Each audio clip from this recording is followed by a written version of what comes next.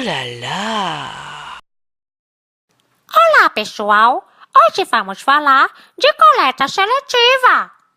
Coleta seletiva é a coleta de resíduos sólidos previamente segregados conforme sua constituição ou composição.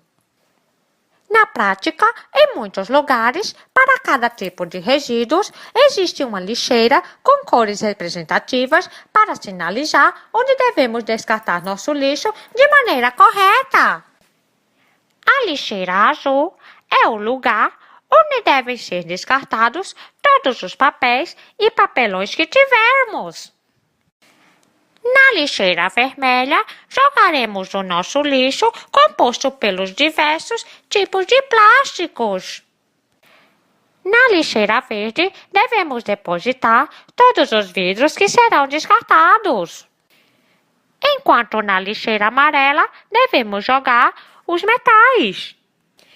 E, por fim, na lixeira cinza, devemos jogar todos os lixos não recicláveis.